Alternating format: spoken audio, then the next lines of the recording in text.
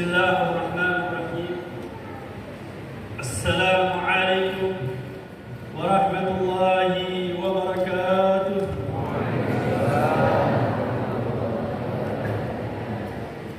Bismillahi ma sya'allah la yasriqul khair illallah. Bismillahi ma sya'allah la yasrifus su'a illallah. Bismillahi ma sya'allah ma kana min ni'matin fa min Allah. Bismillahi ma sya'allah la hawla wa la quwwata illa billah.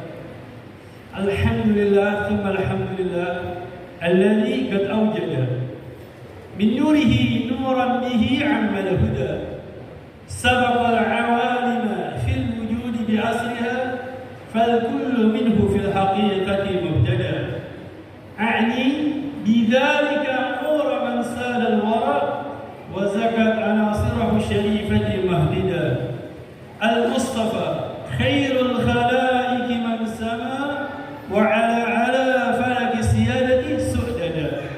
Salla alaihi musalliman maulahuma alin lahu wa sahbin ma najbun bada. Huwa rahmatun lil alamin wa ni'matun fadat ala kulli al-bariyati bin nida.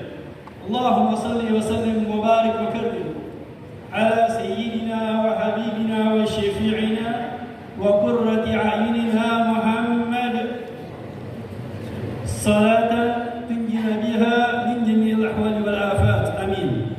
Wa taqdilana biha jami'al hajat wa tutahhirna biha min jami'is sayyi'at wa tarfa'na biha 'indaka a'la darajat wa tuballighna biha aqsal ghayat min jami'il khairat fil hayati wa ba'da al-mamat.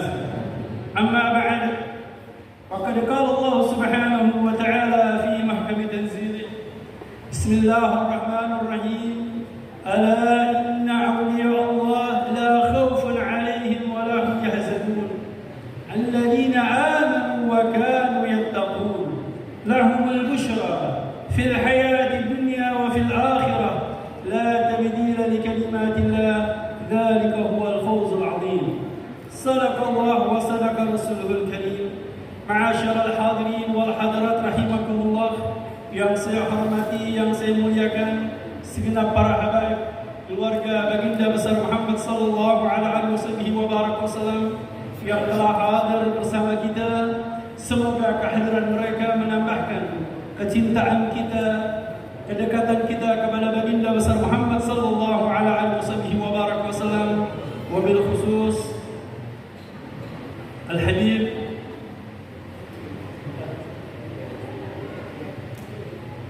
Al-Habib Walyadi Al-Idrus Al-Habsyi, jazakumullah khair, telah hadir bersama kita tadi berangkat bersama Al-Fakir. Jazakumullah khair telah menyempatkan hadir bersama kita. Kita doakan untuk beliau semoga panjang umur, sehat walafiat, dan dimurahkan segala urusannya. Begitu pula kepada seluruh para masyayikh, para alim ulama, para sepuh yang dimuliakan oleh Allah Subhanahu wa taala, yang saya tidak sebutkan satu persatu tetapi tidak mengurangi rasa hormat kami. Begitu pula kepada awliya talabah, para wali santri Ma'had Darul Lughah wa Da'wah yang dimuliakan oleh Allah Subhanahu wa taala.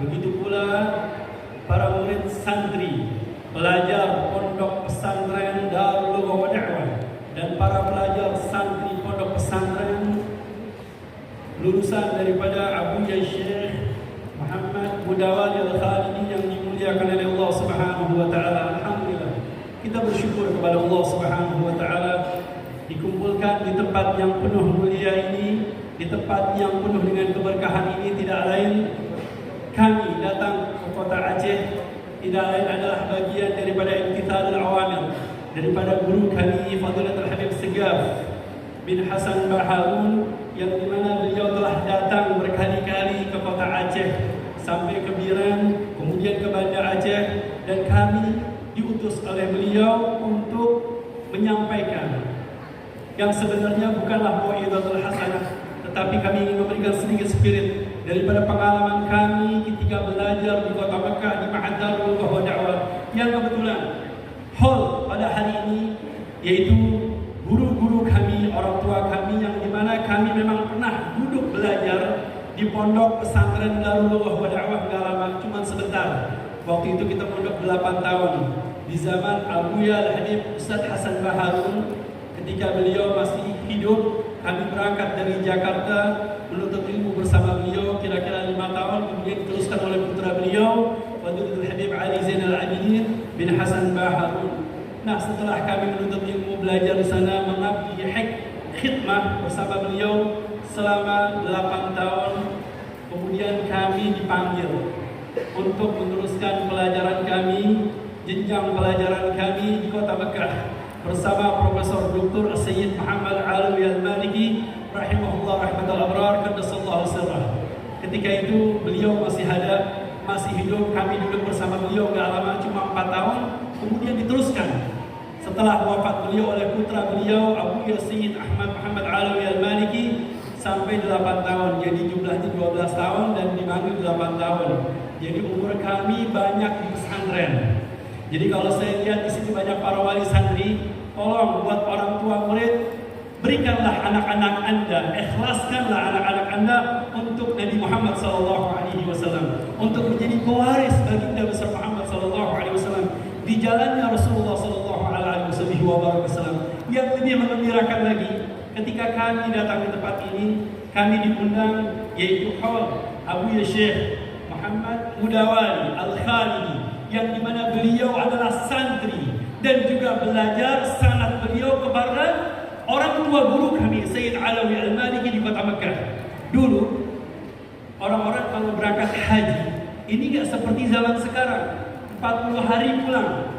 Tapi orang-orang dulu kalau berangkat haji itu perjalanan sangat lama sekali. Sampai di kota Mekah, mereka ini bertemu dengan para ulama, mengambil sanad, ijazah, ilmu dengan ulama-ulama di Masjidil Haram. Maka dari itu Syekh Muhammad Mudawali ini, beliau bertemu dengan seorang guru, seorang ulama, seorang sayyid, yaitu Sayyid Alawi Al-Maliki, Sayyid Alawi bin Abbas Al-Maliki. Beliau mengambil sanad hadis dan dihadiri oleh putranya Sayyid Muhammad Alawi Al-Maliki. Makanya tadi ada suatu cerita subhanallah dari Kiai Habibi, Masya Allah jazakumullah khair. Beliau mempertanyakan, di mana setelah wafatnya Sayyid Alawi dan berdiri Sayyid Muhammad Alawi Al-Maliki menduduki kedudukan daripada ayah beliau Sayyid Alawi Al-Maliki, mana ulama-ulama Aceh yang bernama Syekh Mudawali. Subhanallah, ditunggu oleh Sayyid Muhammad Alawi Al-Maliki yang ternyata bertemu dengan putra beliau. Subhanallah, ini adalah hubungan yang erat sekali antara Sayyid Muhammad Alawi Al-Maliki dan Syekh Muhammad Mudawali dan Fadilatul Habib Abu Ustaz Hasan Baharun, yang dimana Habib Ustaz Hasan Baharun ini beliau adalah murid langsung daripada Sayyid Muhammad Alawi Al-Maliki, yang dimana pesantren beliau tahta isyraf, pimpinan langsung, diperhatikan langsung oleh Sayyid Muhammad Alawi Al-Maliki. Jadi alhamdulillah pertemuan sanad ilmu yang bersambung dengan Sayyid Alawi Al-Maliki bersama gurunya Sayyid Ali Al-Maliki, dan bertemu dengan profesor, seorang alim, seorang imam yang telah menyusun kitab I'anatul Talibin fi Hilli Al-Fadl wa Fadlin, Sayyid Bakri Syatab di kota Mekah. Sayyid Bakri Syatab murid langsung daripada Sayyid Ahmad Zaini Dahlan, seorang ulama besar yang tinggal di kota Mekah. Inilah perjalanan yang mereka, para ulama-ulama Allah, para awliya-awliya Allah Subhanahu wa taala. Mereka berangkat ke kota Mekah untuk menuntut ilmu. Sambil menjalankan ibadah haji, mereka mencari para ulama-ulama. Sehingga tadi dikatakan beliau bertemu dengan Maulana Syekh Zakaria Al-Kandahlawi, Yusuf Al-Kandahlawi, dan Waliullah Dahlawi, dan banyak para ulama-ulama yang ada di kota Mekah.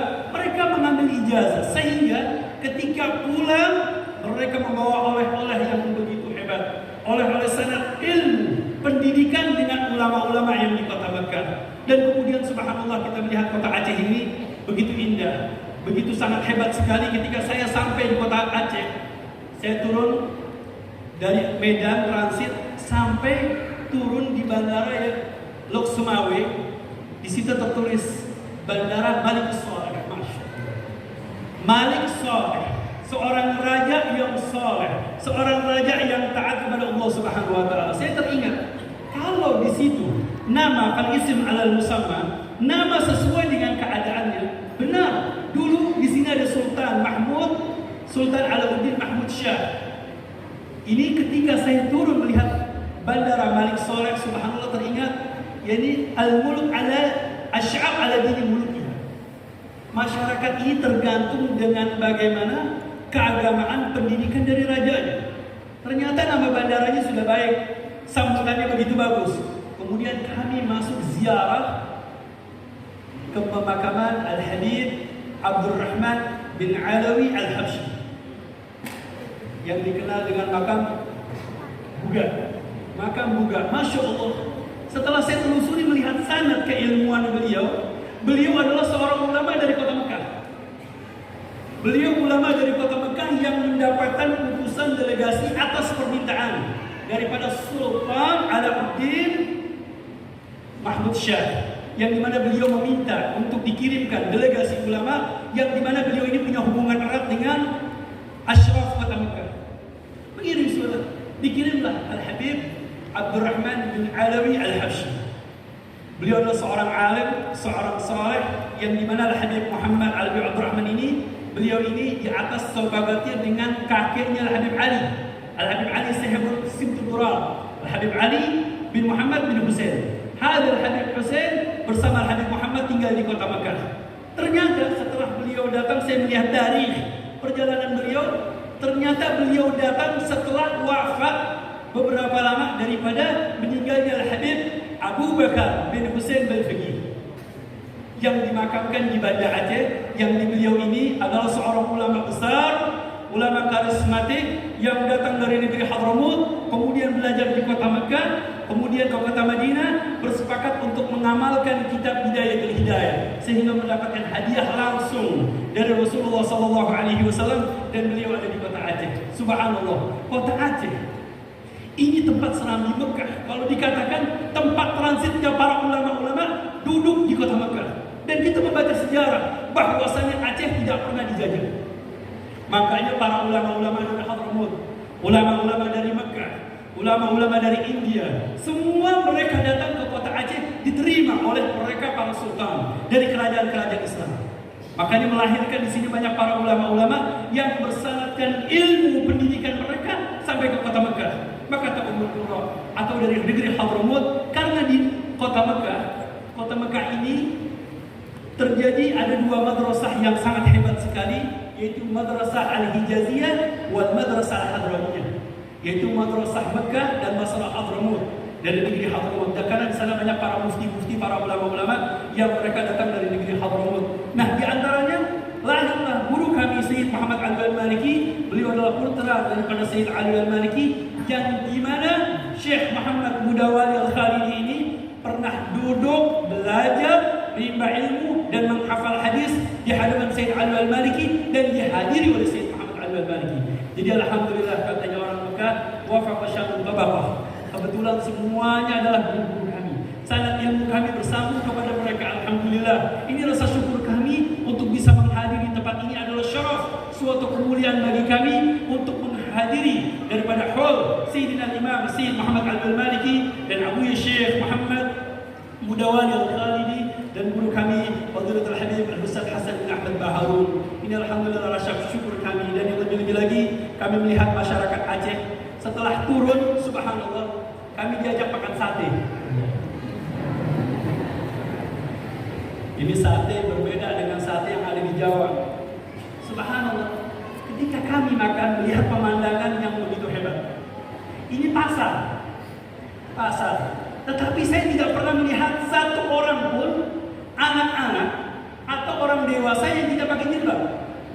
Semuanya menggunakan jilbab, semuanya menggunakan hijab. Alhamdulillah, menunjukkan keislamian daripada kota Aceh. Saya doakan mudah-mudahan Aceh tidak ada mall. Amin. Mudah-mudahan tidak ada mall. Karena kalau sudah ada mall, subhanallah, maaf Pak Bupati, Wakil Bupati, ini karena untuk menjaga kelestarian, keagamaan anak-anak putra-putri bangsa Aceh, negeri Aceh, yang semoga mereka akan tumbuh menjadi orang-orang yang soleh, orang-orang yang taat kepada Allah Subhanahu wa Ta'ala. Yang alhamdulillah kita sudah melihat pemandangan yang begitu indah dari putra-putri Aceh, lihat keluarga yang mondok di pesantren Darul Da'wah dan para wali santri yang alhamdulillah mereka ikut andil hadir, sehingga tadi disampaikan oleh wali santri, kami bangga bahwasanya mereka dapat mengumpulkan uang 60 juta, mereka santri, mereka murid, dari mana mereka mendapatkan uang tersebut? Tidak lain karena himmah, keinginan mereka untuk mengambil keberkahan daripada para ulama-ulama, dari para guru-guru. Inilah mereka, para guru-guru kita, para ulama-ulama kita yang sangat ilmu kita bersambung kepada mereka. Ini adalah suatu syukur kita kepada Allah Subhanahu wa taala yang bersambung dari guru ke guru, dari ustaz ke ustaz, dari syekh ke syekh, sampai kepada baginda besar Muhammad sallallahu alaihi wasallam. Teringat ketika kami belajar di Darul wa Da'wah, kami ditinggal wafat oleh orang tua kami, ayah kami, ketika kami umur 15 tahun. Dan kemudian adik-adik saya bawa semua ke pondok pesantren Darul wa Da'wah untuk belajar. 5 adik saya semuanya belajar di Bangil.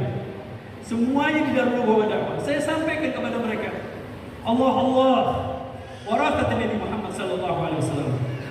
Perhatikan warisannya Nabi Muhammad. Ingat dengan warisannya Nabi Muhammad. Ambil warisannya Nabi Muhammad sallallahu alaihi wasallam agar Anda termasuk daripada zumratul ulama, dari bagian para ulama-ulamanya Nabi Muhammad. Karena warathat Nabi Muhammad sallallahu alaihi wasallam ini bisa didapatkan oleh siapapun. Oleh siapapun, anak siapapun bisa mengambil dan mengambil metik daripada warisannya Nabi Muhammad sallallahu alaihi wasallam. Tetapi dengan syarat, dengan belajar, dengan menuntut ilmu, dengan pendidikan, dengan dengan lamanya belajarnya anak tersebut, sehingga untuk mendapatkan keberkahan dari pelajaran tersebut. Yang kami ingin simpulkan bahwasanya untuk orang tua murid, bahwasanya ikhlaskan anak-anak antum untuk menjadi seorang pelajar, jadi seorang santri yang akan menjadi penerusnya baginda besar Muhammad sallallahu alaihi wasallam. Biasanya orang tua murid ini anaknya senang belajar di pondok, anaknya senang menuntut ilmu, orang tuanya yang pusing, anak saya kapan pulangnya? Kemudian yang lebih-lebih lagi, kadang-kadang orang tua murid suka demo. Ini kenapa anak saya kok pulang dari pesantren kurus? Karena makannya cuma tempe. Lihat, dari tempe bisa menjadi seorang ulama besar, jadi seorang yang alim, seorang yang hafizul Quran. Lihat keberkahan ada di pondok pesantren. Nah, di sini kami bisa menyimpulkan bagaimana para ulama-ulama Allah Subhanahu wa taala, ternyata mereka para ulama-ulama Allah, mereka juga adalah para aulia-aulia Allah. Ini yang kita hauli mereka. Saya menyaksikan mereka.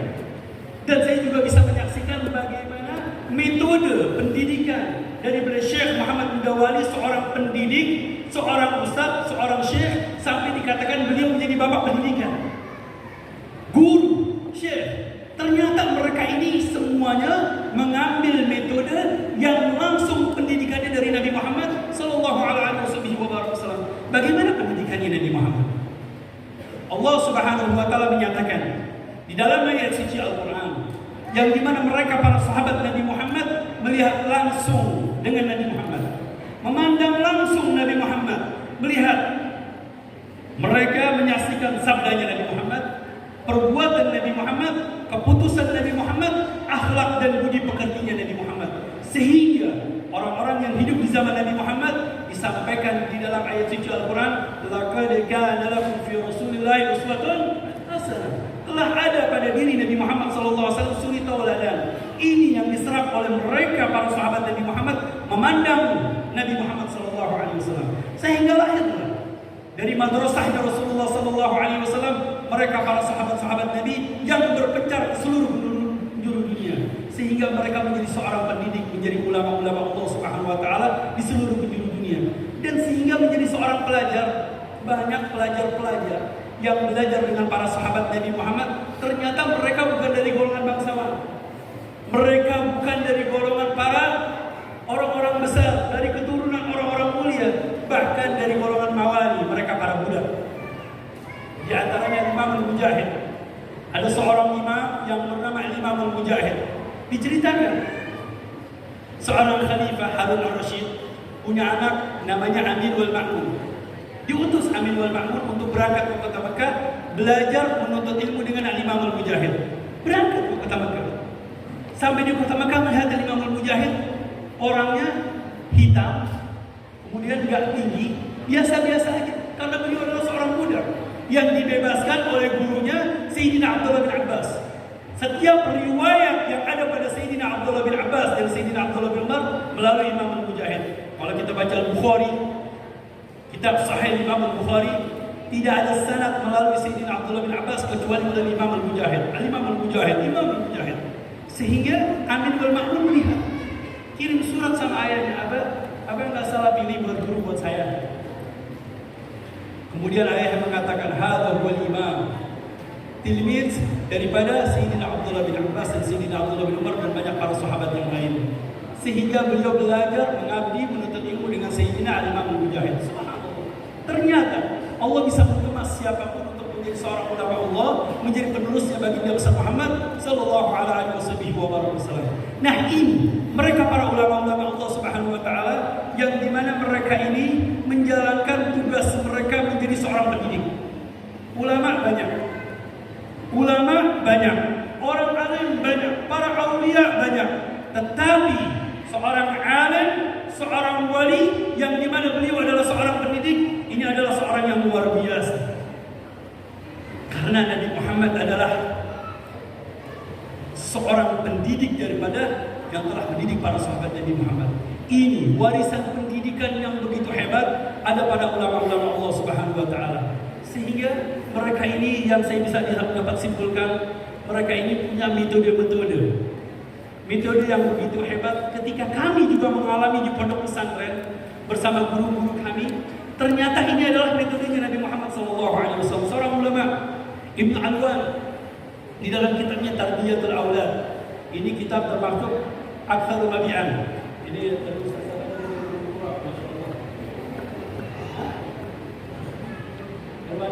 Ustaz Irwandi pernah kuliah di Ummul Qura.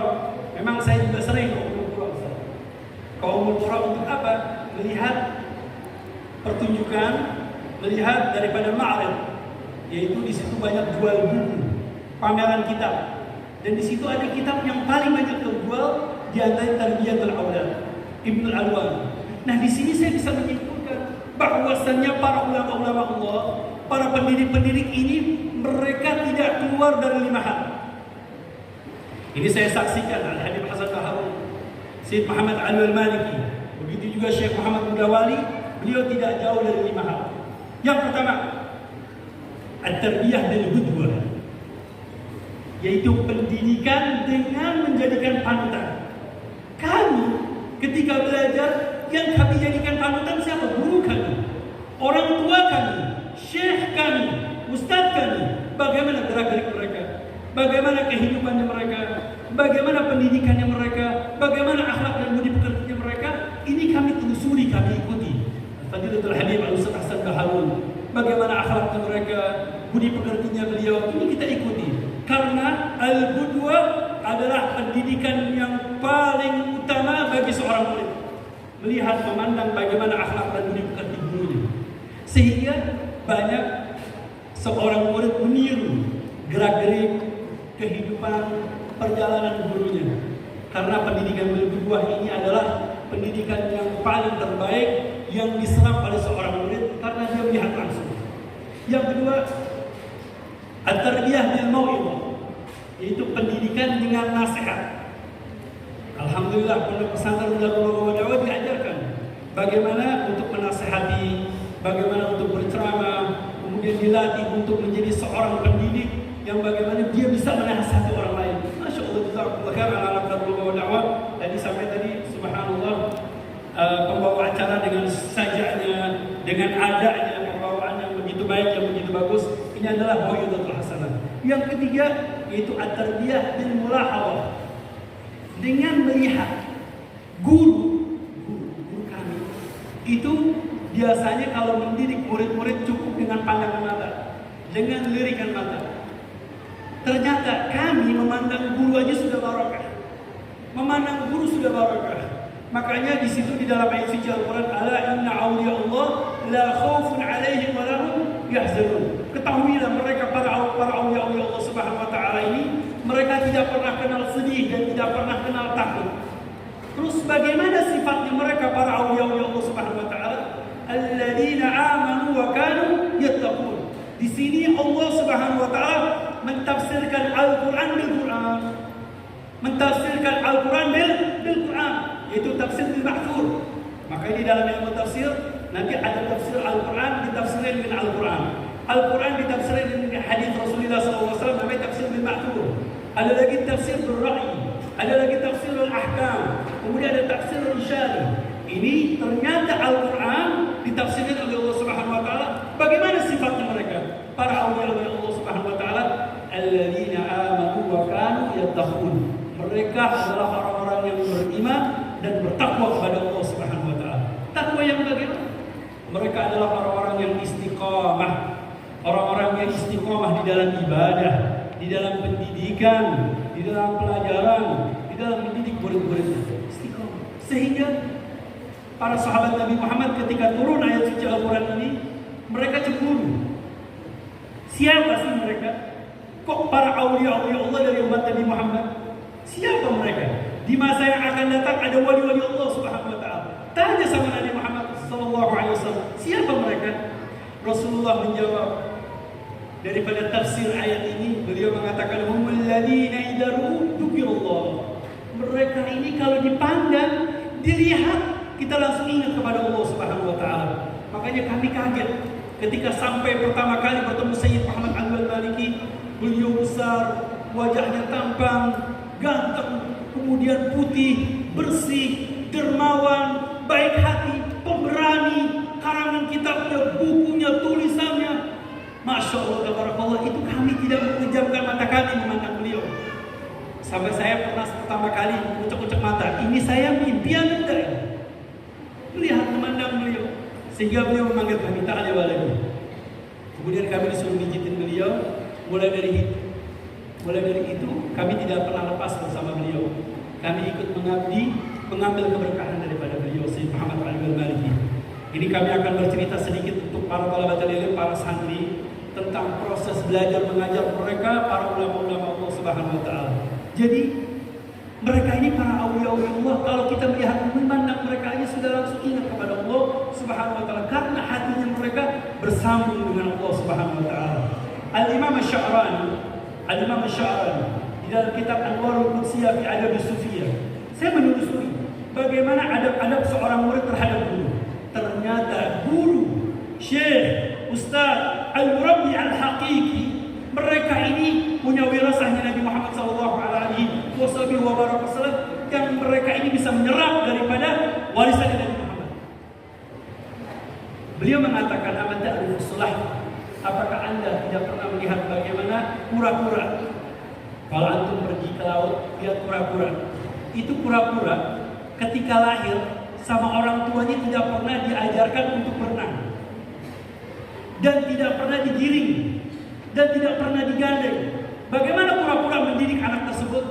Yaitu cukup dengan lirikan mata, dengan kedipan mata. Awas, gak boleh begitu, gak boleh lari ke sana, gak boleh ke sana. Ternyata setelah kami pelajari, kura-kura memang lambat, tetapi kura-kura memiliki kekuatan di dalam perjalanan bisa menyeberangi samudera, bahkan melebihi daripada ikan paus.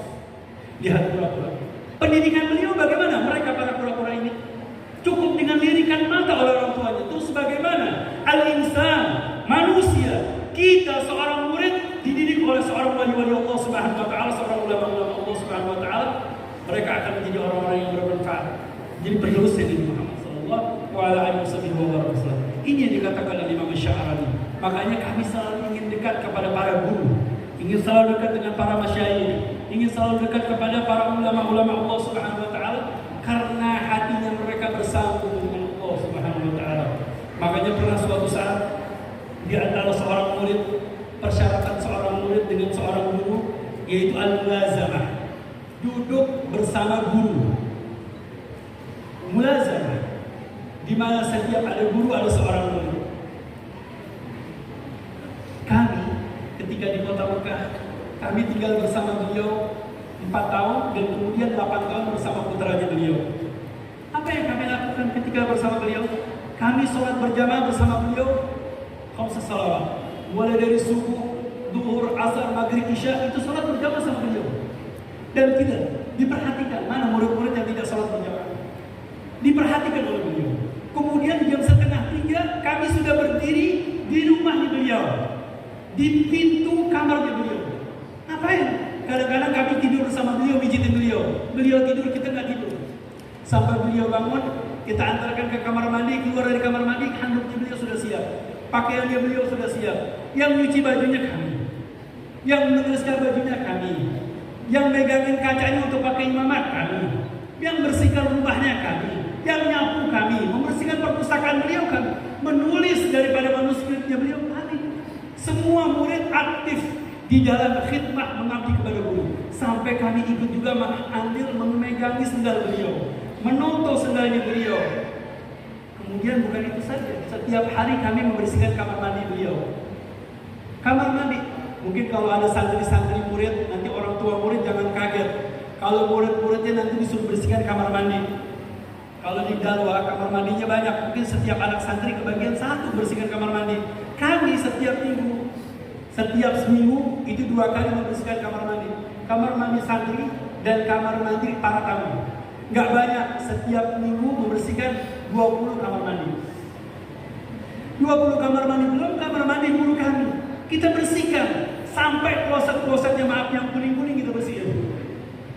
Sungkan atau tidak untuk mengambil keberkahan dari guru, sehingga kita mendapatkan doa dari mereka. Ini yang dinamakan dengan al-khidmah, al-barakah fil khidmah, keberkahan ada pada khidmah.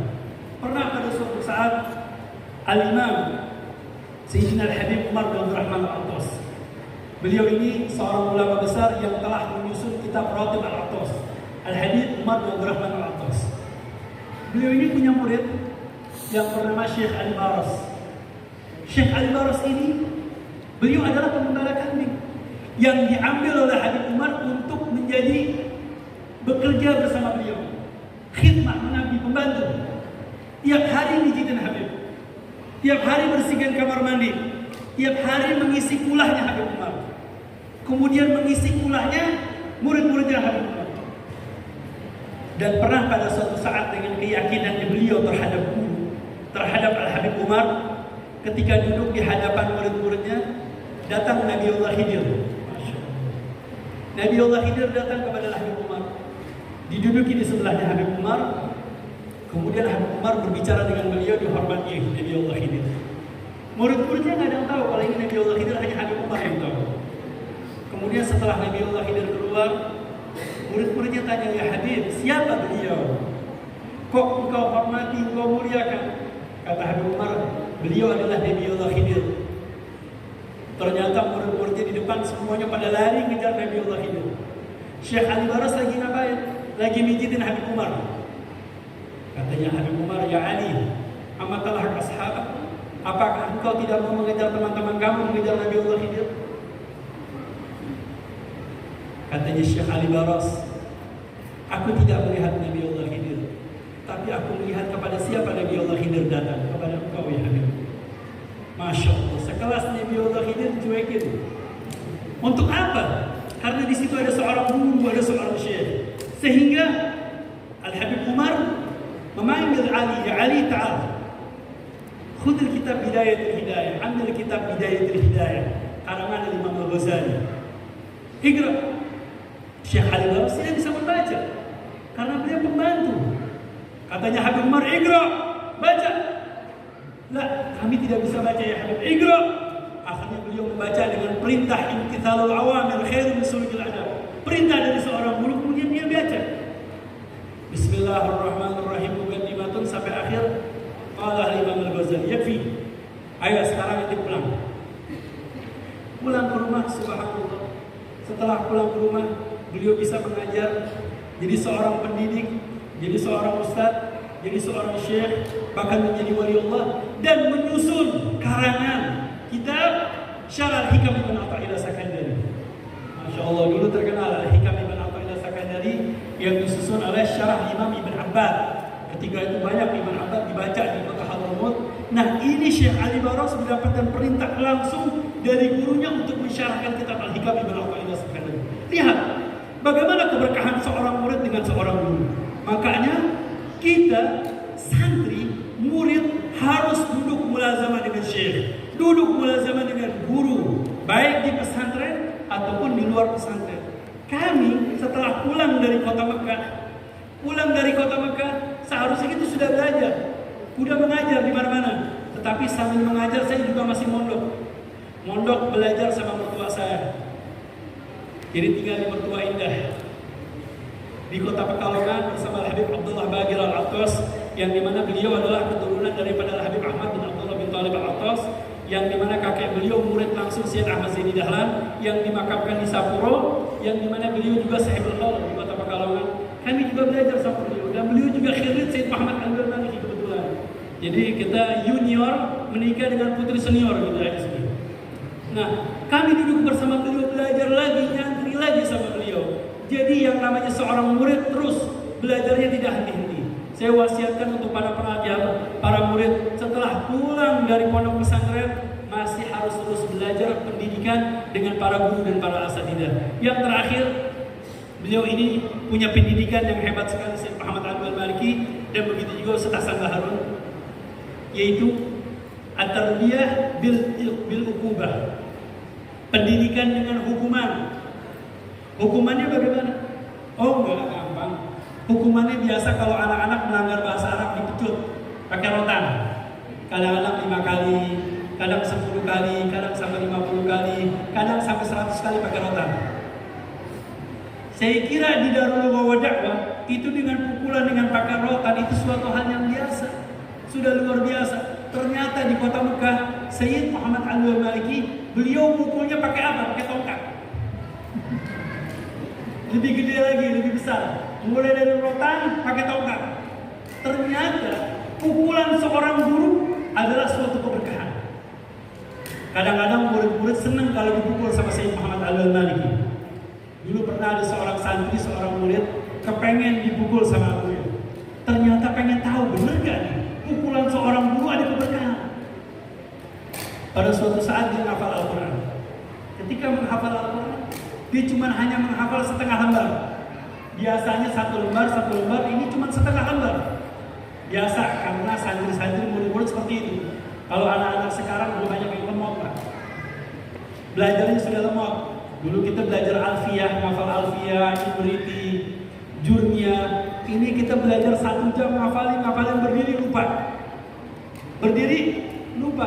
Nah ini ketika kami di Mekah, kami biasa ngapal 1 lembar, ini cuma dapat setengah lembar. Akhirnya kami mencoba untuk memegang sendalanya beliau. Ternyata salah sedikit, dipukul sama beliau, sampai jatuh. Setelah dipukul, ini pukulannya di mana? Di leher, di tempat yang sangat sensitif. Ternyata malamnya subhanallah, biasanya ngapal cuma 1 lembar bisa dapat 3 lembar. Sekarang siapa santri yang mau coba sih? Jadi subhanallah, kalau seorang murid dipukul sama guru dan orang tua murid jangan marah. Cuman sekarang metodenya sudah berbeda, ada kurikulum bebas, ya kurikulum yang bebas dan tidak boleh untuk memukul. Mungkin para guru biasa kadang marah, kemudian memberikan hukuman kepada murid dengan membersihkan kamar mandi, adalah suatu hal yang biasa. Ternyata inilah mereka para ulama-ulama Allah Subhanahu wa taala mengajarkan bagaimana pendidikan mereka sehingga melahirkan ulama-ulama besar. Lihat Syed Muhammad Al-Maliki. Semua murid-muridnya orang-orang besar, santrinya orang-orang besar. Dan Bibir Syekh Muhammad Mudawali, Masya Allah, tabarakallah, melahirkan santri-santrinya mereka para ulama-ulama besar.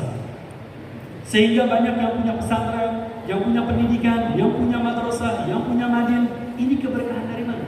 Keberkahan dari guru. Yang terakhir yang saya ingin sampaikan, tolong untuk para santri ketika ingin pulang harapkan satu hal, ridho asy-syekh, ridho dari seorang guru. Minta ridhonya beliau, agar mendapatkan keberkahan. Dulu kami ketika di kota Mekah kata beliau, ya waladi, sekarang jenengan mau pulang, ente mau pulang, apa yang antum inginkan? Ani nggak mau apa-apa, Bu ya. Saya ingin dapat berkahnya antum, ingin mendapat ridhonya antum. Beliau radhi itu anda, kalau turid, apa yang kau inginkan lagi? Ridhokum. Subhanallah. Ketika mendapatkan ridho, akhirnya beliau berikan semua hadiah buat kita. Mulai dari jubah ini, jubah yang saya pakai beliau dari beliau Syed Muhammad Al-Maliki ini. Jadi ya waladi, ini warisan ayah saya dari Syed Muhammad Al-Maliki, jenengan pakai, ente pakai. Kemudian kita dipakai ini mama. Setelah dipakai ini mama, beliau Syed Habib, ente nggak punya jam, ini pakai jam saya. Dikasih jam. Setelah dikasih ijazah, kemudian dikasih uang. Murid belajar mau pulang dikasih uang. Nggak banyak uangnya, cuma 80 juta. Alhamdulillah. Setelah mau pulang, oh iya, nanti kan ente mau kawin. Ayah, ini uang mahalnya nanti ya. Kemudian ente nggak punya HP, nanti beli HP ya. Nanti biar hubungan sama saya diberikan uang 2.000 rial untuk beli HP. Masya Allah, tabarakallah. Ini kami ketika mondok belajar di Kota Mekah. Mulai pertama kali belajar mondok di Kota Mekah, belajar berangkat mulai dari urusan visa, mulai dari urusan tiket, pakaian, buku, semua dibiayai oleh beliau. Mulai dari bangun tidur sampai tidur dibiayai oleh beliau. Ini kita biasa kalau sekarang minum nih, nggak ada minum. Kita minum di sana tiap hari. Kalau antum minum air aqua, minum air putih, kita di sana tiap hari minumnya air zam-zam. Masya Allah, dikasih makan enak, kemudian dikasih pendidikan, diberikan ilmu, semuanya gratis dari beliau. Subhanallah, setelah pulang dibekali, segala-galanya dibekali oleh beliau. Subhanallah, hakada guru, seorang syekh, seorang ustaz rahim, alatullahi. Dia cinta dengan murid-muridnya, cinta dengan santri-santrinya. Makanya kalau orang tua murid nanti, kalau anak Anda dilarang pulang sama guru, jangan dipaksa. Biarkan anak Anda ikhlaskan untuk guru jenengan, untuk guru Anda. Biasanya kadang-kadang santri itu kalau mau pulang, izin 1 kali, izin 2 kali, izin 3 kali, sampai 7 kali nggak diizin dulu. Karena guru sayang kepada muridnya. Jadi kalau buat para wali santri nanti, kalau anaknya nggak dikasih pulang, biarin. Cuman anaknya mau nggak? Siap nggak? Kadang-kadang anaknya siap, orang tuanya nggak siap. Kangen dengan anaknya, biar cepat-cepat pulang. Apalagi kalau anaknya sudah dewasa, kapan anak saya mau dikawinin? Jangan takut, khusus buat santri putri. Anda menjadi mutiara-mutiaranya Rasulullah SAW. Orang yang cerdas akan mencari mutiara yang tersimpan. Mutiara yang bagaimana? Biasa itu mutiara. Mutiara ditaruh di mana? Ditaruh di dalam kotak, kemudian dikunci, kemudian ditaruh di dalam lemari, ditaruh di laci dan dikunci dalam laci di dalam kunci. Itu ada di mana? Di pesantren. Mutiara tersimpan ada di pondok-pondok pesantren. Bukan di luar. Kalau di luar batu kerikil, murahan. Tapi kalau mutiara-mutiara ada di pondok pesantren. Makanya dikatakan oleh guru kami, auladul ma'had, anak-anak santri, ketika belajar di pondok pesantren mereka menjadi emas. Ketika keluar jadi jawahir, jadi mutiara-mutiara Allah Subhanahu wa taala. Karena bermanfaat. Di mana tempat akan menyala, di mana tempat bermanfaat ilmunya baginda Muhammad sallallahu alaihi wasallam. Ma'asyiral hadirin wal hadirat rahimakumullah. Mungkin sekilas yang saya sampaikan ini daripada riwayat Guru kami Sayyidina Allah Profesor Dr. Sayyid Muhammad Al-Maliki dan Abuya Al-Hadir Al-Ustaz Hasan bin Ahmad Baharun, kemudian Abuya Syekh Muhammad Mudawali Al-Khalidi, yang semoga kita doakan, kita meminta kepada Allah Subhanahu wa taala semoga mereka semua dikumpulkan bersama baginda besar Muhammad sallallahu alaihi wasallam, dan kita seorang murid yang mengikuti perjalanan mereka, semoga kita mendapatkan keberkahan dari mereka, semoga kita mendapatkan bagian yang terbesar daripada warisannya baginda besar Muhammad sallallahu alaihi wasallam. Allahumma arhamhum wa'afihim wa'fu anhum, Allahumma lahum wa yu'li darajatihim al-jannah wa yanfa'una bi asrarihim wa anwarihim wa ulumihim wa barakatihim bi dini wa dini al-akhirah. Yubarik ala awladihim wa banatihim wa dhurriyyatihim wa muridi wal muntasibin ilayhi, wa yubarik tulab wa talibat wa ja'alahum min al-hudayat al-muhtadin wa ja'alahum min al-ulama al-'amilin wa ja'alahum min al-hufaz al-Qur'an al-karim wa ja'alahum min ahli al-khair was-salah wal-falah bi jahi khair al-bariyah. Allahumma waj'al mustama'ana ahlan marhuma وتفرقنا من بعد تفرقا معصوما ولا تجعل فينا ولا منا شقيا ولا محروما. اللهم لا تدع في مقامنا هذا وفي اجتماعنا هذا ذنبا الا غفرته ولا هما الا فرجته ولا مرضا الا شفيته ولا حاجه الا قضيتها يا ارحم الراحمين. اللهم انا نتوسل بشرفه مقامه العظيم ان تلاحظنا في حركاتنا وسكناتنا بعين عنايتك، وأن تحفظنا في جميع أطوارنا وتقلباتنا بجميل رعايتك وحصين بقايتك. اللهم ربنا هب لنا من أزواجنا وذرياتنا قرة أعين واجعلنا للمتقين إماما بحق ربنا آتنا في الدنيا حسنة وفي الآخرة حسنة وقنا عذاب النار بفضل سبحان ربك وسلام على المرسلين والحمد لله رب العالمين. والسلام عليكم ورحمة الله تعالى وبركاته.